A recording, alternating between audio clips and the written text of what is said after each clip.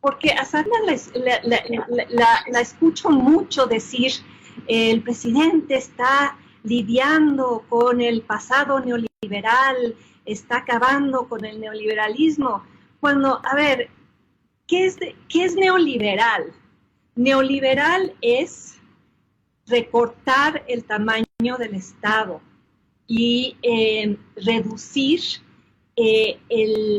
la responsabilidad social del Estado, transfiriéndola a particulares, como se ha transferido ahora a los mexicanos la responsabilidad de cuidarse a sí mismos mientras el Estado abdica de su responsabilidad. Neoliberal es no incrementar impuestos. ¿Por qué el presidente no ha aceptado desde el inicio de su gestión una política social progresiva en donde le cobre impuestos a los más ricos? O sea, no va a haber un cambio redistributivo real en México sin un nuevo pacto fiscal. Y el presidente ha insistido en que, y se vanagloria y presume de que no ha subido impuestos. No puede ser, venga. ¿Cómo se desmantela al neoliberalismo? Distribuyendo... A ver, Sabina, te ruego... Pero permíteme. ¿Qué entiendes por neoliberalismo? Por favor, o sea, tengamos una gran claridad conceptual. ¿Qué es neoliberalismo para ti? Pues es la desestatización del Estado y colocar sus poderes tradicionales en manos privadas. La teoría del neoliberalismo era que los privados hacían mejor las cosas que el gobierno. Decía Reagan, haciendo eco a Thatcher, el gobierno no es la solución, el gobierno es el problema. Bueno, nosotros ya vimos a dónde nos llevó el neoliberalismo en 30 años, a que el 1% de la población mundial atesore el 50% de la riqueza del planeta y el 50% de la población del mundo tenga solo el 1% de la riqueza. Eso es a lo que se está enfrentando el presidente López Obrador y lo que prometió desbaratar.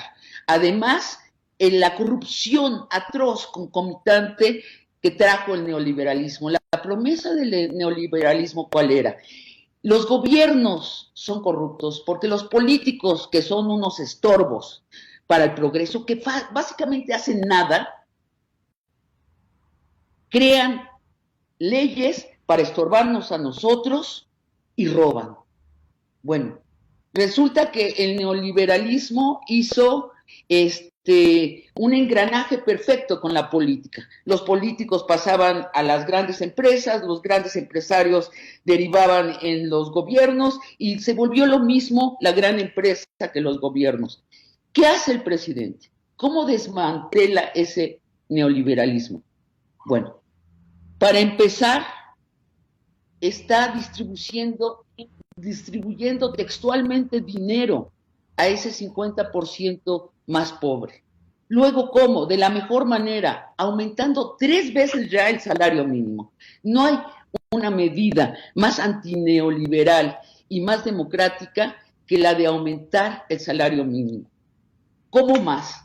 Haciendo pagar impuestos por fin a nuestros ricos. Vaya, hasta su banquero, Salinas Pliego, además, su cuate del alma, va a tener que pagar 5,000 millones de pesos de impuestos atrasados y esperemos que paguen muchos más.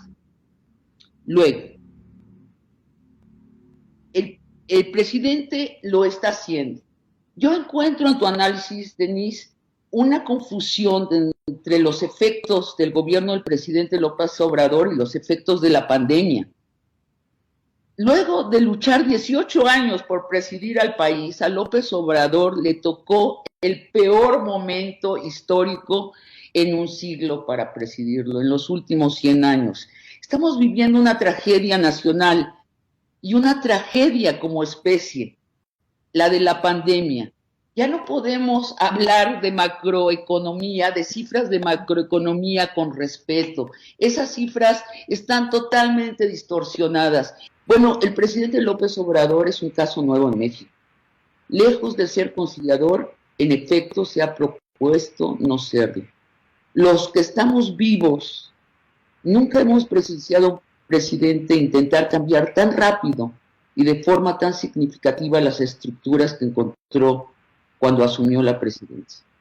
Como candidato habló de cambiar al régimen y creo que nadie le creímos del todo la expresión porque ya la habíamos oído y no había sucedido.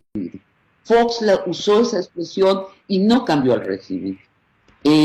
Calderón usó la expresión y no cambió al régimen. Peña Nieto usó la expresión y tampoco cambió al régimen. Bueno, el presidente López Obrador va a cambiar el régimen, lo está cambiando muy en serio. Y los afectados son muchos y muy serios. Y cuando la gente se ve seriamente afectados sus intereses reales, se pone muy seria, se enoja y mucho. Esa me parece la causal mayor de la polarización que vivimos. Pero se añade el encono de nuestra oposición. Una oposición hasta ahora vacía de relato de porvenir, que ante su propio vacío narrativo no encuentra otro relato más allá de el de satanizar a la 4T.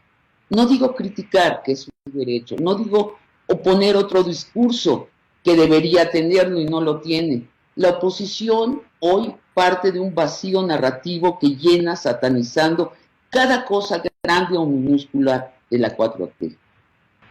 Bueno, yo sí veo a un presidente cambiando un país, cambiando un régimen. Sí veo que los intereses afectados son muy grandes. Y eso me parece, sí, la raíz de la polarización exacerbada por la narrativa histérica del no de la oposición.